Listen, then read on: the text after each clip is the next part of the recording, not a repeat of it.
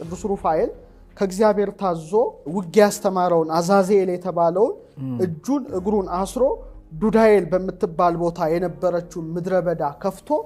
ጨለማ ውስጥ እንዳሰራው ይጽፋል እንግዲህ ምድረበዳውን ከፍቶ ከታች አስቀምጦታል ይላል በላዩም ጠማማ ሻፎ ደንጊያ እንደገጠመበት ሄኖክ ጻፈው ይብቻ ሳይሆን ጨለማን አልብሶታል ለዘላለም አስሮታል ብርሃንን እንዳያይ አድርጎታል በመጨረሻው ቀን ከዛው ወጥቶ ወደ ገሃነም እንደሚጣል ነው ሄኖክ የጻፈው ስለዚህ ከምድር በታች የታሰሩ እንዳሉ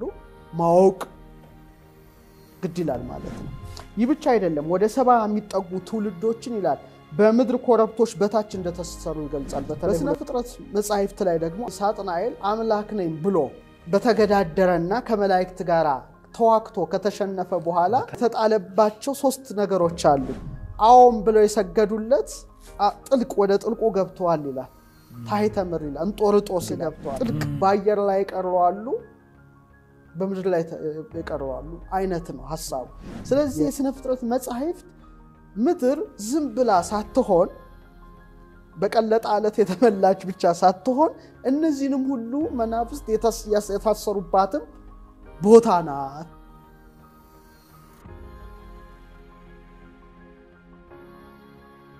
በኢትዮጵያ በተለይ ጥንታዊ መጽሐፍ የሄኖክን መጽሐፍ ማንሳት ግድ ይላል መጽሐፍ ሄኖክ ወሳኝ ነገር ነው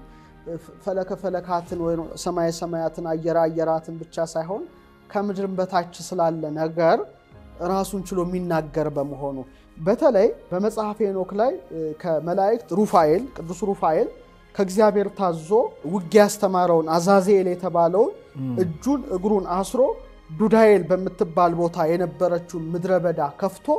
ጨለማ ውስጥ እንዳሰራው ይጽፋል እንግዲህ ከታች ማለት እኮ ነው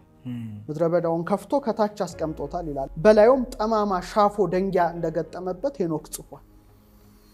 ይሄ በጣም ወሳኝ ጉዳይ ነው የጻፈው ይብቻ ሳይሆን ጨለማን አልብሶታል ለዘላለም አስሮታል ብርሃንን እንዳያይ አድርጎታል በመጨረሻው ቀን ከዛው ወጥቶ ወደ ገሃነም እንደሚጣል ነው ሄኖክ የጻፈው ስለዚህ ከምድር በታች የታሰሩ እንዳሉ ማወቅ ግድ ይላል ማለት ነው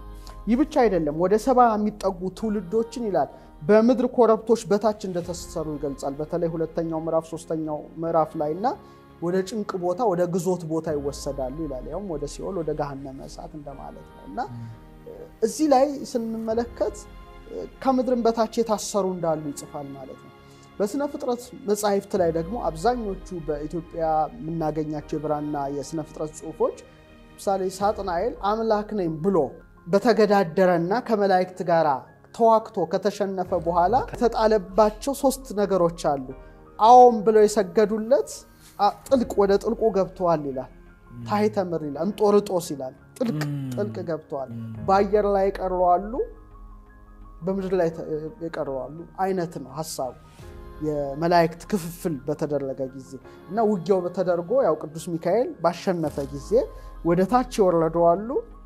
ባየር ላይ ቀርዋሉ የአየር አጋንንት የሚባሉ ምድር ላይ ተበተነዋል ስለዚህ ታቹ ላይ እንጦርጦስ ዘውእቱ መትሕተ ታሕቲት ይላል የጥልቅ ውስጥ የገቡዋሉ ስለዚህ የስነ ፍጥረት መጻሕፍት ምድር ዝም ብላ ሳትሆን በቀለጠ አለት የተመላች ብቻ ሳትሆን እነዚህንም ሁሉ መናፍስት የታሰሩባትም ቦታ ናት አይነት ብሎ ይገልጻል ማለት ነው በተለይ ስነ ፍጥረት መጽሐፍ ሌላው ትልቅ መጽሐፈ ምስጢረ ሰማይ ወምድር የሚል ኢትዮጵያውያን ሊቃውንት የጻፉት ጥንታዊ የብራና መጽሐፍ ላይ በተለይ ሄኖክን ነው የሚተረጎመው እዛ ላይ በከመ ሰባቱ ሰማያት ከማሁ ምድርሂ ሰባቱ ይላል ልክ እንደ እስራኤል ትውፊት ነው 7 ሰማያት እንዳሉ 7 ምድሮች አሉ ነው የሚለው በጣም ይገርማል ይሄም የኛው መጽሐፍ ነው 7 ምድሮች አሉ ካለ በኋላ ሲዘረዝረው ከምድር በታች በሃኖስ ካለው ተባዕታይ ውሃ የተከፈለ እንስት ውሃ ይላል እዚህ ላይ በጣም ወሳኝ ጉዳይ ነው ማነሳው ሄኖክም ላይ ያለውን ውሃ ተባዕታይ ያደርገዋል ከምድር በታች ያለውን ውሃ እንስታይ ውሃ ያደርጋል ሴትና ወንድ ማለት ነው እንደዛ ማለት ነው በጣም ብዙ ይሄ እንስታይ ውሃ ፌሚኒን ማስኩሊን ብዙ ሴክሬት አለው እሱ ራሱ ችሎ የሚነሳ ስለሆነ አልገባ ከዛ በኋላ ወዛቲ ምድር ላይ ለማይ ይላል ያ መጽሐፍ በተለይ 3ኛው ምዕራፍ ነው እቺ ምድር እዛ ላይ ናት ይላል ኦኬ ካለ በኋላ ወመትሕቲሃ ለውቅያኖስ ሃሎ ቀላየማይ ግሩም ይላል ወደ አማርኛ ሲመለስ ግሩም ውሃ ያለበት ደግሞ ጥልቅ አለ ይላል ሌላ ውሃ ከውቅያኖስ በታች ይሄ ነገር ለጊዜው ምንድነው ውቅያኖስ ነው ከውቅያኖስ በታች ደግሞ ሌላ በጣም ግሩም ውሃ ኬት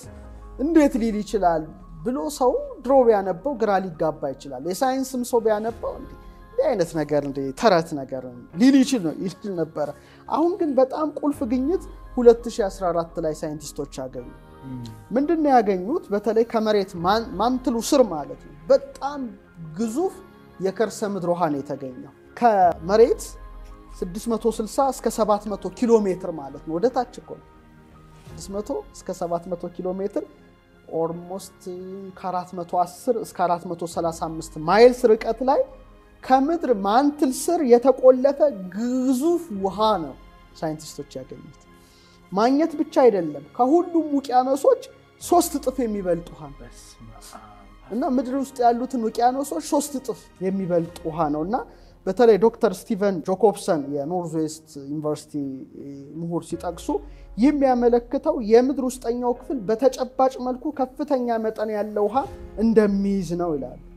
ስለዚህ የምድርን ውቅያኖስ 3 እጥፍ የሆነ ውሃ አለ ማለት ነው እና ይሄም የኢትዮጵያው ጽሁፍ እንደዚህ ነው የሚለው ከውቅያኖሱ በታች ሌላ ግሩም ማለት እጅግ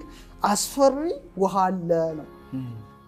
ይሄ በጣም አሁን ቅርብ ሪሰንት የተገኘ ግኝት ነው እና ሳይንሱ ሌላው አወጣ ስለዚህ ቋሚ ነገር ሊኖር አይችልም ነው ቀጥሎ ይሄ ምን ይላል ወመትህቲያ ኮኩ ይላል ከዛ በኋላ ደግሞ አለት አለ ይላል ከውሃው በኋላ እንደኔ እይታ እንግዲህ ምናልባት ከምድር ክረስት በታች ከላይ ገጽ በታች የሚገኘው ማንትል ነውና 1800 ማይልስ ወር 2900 ኪሎ ሜትር ጥልቀትን ይዘልቃል በጣም ወፍራም የሆነ ንብርብር ነው እንደሚታወቀው ጠንካራ አለት ነው በዋነኝነት ደግሞ የሲሊኬት ማዕድናትን የያዘ ነው ስለዚህ ምናልባት ይሄንን መጥቀሱ ይሆን በያስባለው በግሌ ማለት ነው ከዛ ምን ይላል ወመትህተኮኩ ሲኦል ከዚህ አለት ቀጥሎ ነው ሲኦልን የሚያስቀምጠው ማለት ነው አሁን እዚህ ላይ እስቲ ሳይንሱን ከዚህ ሐሳብ ጋር አስተናገናኘው በተወሰነ መልኩ ምክንያቱም የምድር ኮር ካየነው እምብርቷ በሁለት ክፍሎች ይከፈላል ኢነር ኮር አውተር ኮር አለ ውሳጣዊና ውጫዊ ማለት አፋዊ ማለት ወይ ውጫዊ ማለት እንችላለን ውጫዊ ኮር እንደምታየው ወደ 1800 ማይልስ ወይ ወደ 2900 ኪሎ ሜትር ጥልቀት ጀምሮ ከመሬት በታች ወደ 3500 ኪሎ ሜትር አካባቢ የሚዘረጋ ከማንትል በታች ያለ ነገር ነው በዋነኛነት ከቀለጠ ብረትና ኒኬል የተዋቀረ ነው ይህ ብቻ ሳይሆን በውጫው እምብርት ውስጥ ካሉት ከፍተኛ ሙቀቶችና ግፊቶች አይረንና ኒኬልን ፈሳሽ አድርጓቸዋል ማለት ነው ስለዚህ እንደ እሳት የሚፍለቀለቅ ብለ ማሰብ ትችላለህ እኮ ምክንያቱም በጣም ከግፊቱና ከከፍተኛ ሙቀቱ የተነሳው ሲኦል እሳት አይደለም የሚባለው ከእሳት ጋር ስታነጻጽረው ብረቱ ኒኬሉን ሁሉ ፈሳሽ አድርጓቸዋል አቅልጦ ፈሳሽ ነው ሚፍለቀለቅ የእሳት ባህር ማለት ትችላለህ ይሄ በጣም እንትን ፐርፌክት ሲኦ በጣም በዚህ ደረጃ ነው አንዳንዴ መለከተዋለሁ ከዛ ግን የውስጥ ኮሩ ጋር ስትገባ ውሳጣው እምብርቱ ጋር ስትገባ የምድር እምብርት ላይ ወደ 3500 ኪሎ ሜትር ጥልቀት ጀምሮ በመሬት መሃል ውስጥ ነው የሚገኘው በዋነኝነት በጠንካራ ብረትና ኒኬል የተዋቀረ ነው ከፍተኛ ሙቀት ቢኖርም ውስጣው እምብርት ግን በከፍተኛ ግፊት ምክንያት ጠንካራ ነው እዛ ላይ ደግሞ ጠንካራ ሶሊድ ነው ያ ሊኩዊድ ነው ይሄ ሶሊድ ነው ውስጡ ደግሞ ስለዚህ አንዳንድ የሲኦል ሐሳቦችን በተለያዩ የጸሎት መጻሕፍት ላይ ስትመለከት ወቀት ቀጠመና ስክተ ዘሐጺን የብረቱን መዝጊያ ቀጠቀጠ ማለት ሰምተከው የዳዊት መዝሙር ይሄን በተመሳሳይ መልኩ ኮሩን ብትመለከተው ጠንካራ ብረት ነው ኒኬል ነው ሶሊድ ነው ያው ደግሞ ከፍ ብለ ስታይ ደግሞ ይሄ ቀልጦ እንደ በጣም ከፍተኛ ሙቀት ነው እንደምናየው ማለት ነው በጣም ይፍለቀለቅ እኮ ነው ሊኩዊድ ነው ታች ደግሞ ስትገባ ጠንካራ ብረት ሆኖ ታየዋለና ይሄ መጽሐፍ እንግዲህ ከአለቱ በታች ሲኦል ነው የሚለው ነገር ምናልባት ማየት ይቻላል ከዛ በኋላ ወመትህተ ሲኦል ነፋስ ይላል ከሲኦል በታች ደግሞ በጣም ኃይለኛ ነፋስ አለ ይላል ይሄኛው መጽሐፍ ነው ይሄኛው ኢትዮጵያዊ ዶክመንት ሰነዳችን ነው ካለ በኋላ ደግሞ ወመትህተ ነፋስ ጸናፌ ጽልመት ይላል ከነፋሱ በኋላ ደግሞ ከፍተኛ የሆነ የጨለማ ዳርቻ አለ ይላል። እንዲህ እያለ ነው የሚወርደው ማለት ነው። ከዛ በኋላ ምን ብሎ ጽፏል መሰለ ወምድህረዝ ምን ታሎ ለሊሁ ያምር ህዋቲው ከዛ በኋላ ግን ምን እንዳለ የፈጠረው አምላክ ብቻ ነው የሚያውቀው የሚታወቅ ነገር አይደለም ብሎ መጽሐፈ ምስጢረ ሰማይ ወምድር ይሄንን ያስቀምጣል። እንደ ፊሎሎጂስትነቴ ማቅረብ ግዴታዬ ነው ማለት ነው። ይሄንን እንደሚበልጥ ሰው ማለት ነው እነዚህ መጽሐፍት። አሁን በኢትዮጵያውያን ብዙ